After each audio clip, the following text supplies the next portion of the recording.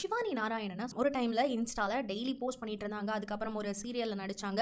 And serial முடிஞ்சதுக்கு அப்புறம் மறுபடியும் இன்ஸ்டால கரெக்டான ஒரு டைமுக்கு போஸ்ட் பண்ணிட்டு இருந்தாங்க. அவங்களுடைய போஸ்ட்டுக்காக பசங்க எல்லாம் அவங்களுடைய இன்ஸ்டா பேஜ்ல போய் ஆஜராகி எங்க ஷிவானியோட போஸ்ட் அப்படின்னு ஏங்கிட்டு இருந்தாங்க. அதுக்கப்புறம் பிக் பாஸ்குள்ள போனாங்க. அண்ட் இப்போ 2 படங்கள் பண்ணிட்டு இருக்காங்க.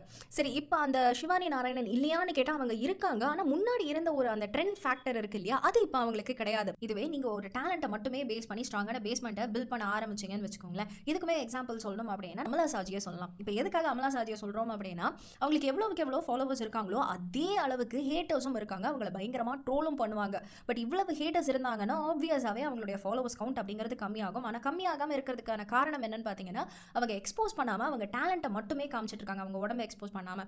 ஸோ இந்த ரீக்ரியேஷன் அப்படிங்கிற ஒன்று இருக்கு இல்லையா, அது அவ்வளவு ஈஸியான ஒன்று கிடையவே கிடையாது. ஒரு பயங்கரமான லெவலில் இருக்க ஹீரோயின்ஸ்லாம் பண்ற விஷயங்களை இவங்க ஒரு சின்ன பொண்ணு ரீக்ரியேட் பண்ணிக்கிட்டு இருக்காங்க. அண்ட் இந்த ட்ரெண்டையுமே செட் பண்ணது இவங்கன்னே சொல்லலாம்.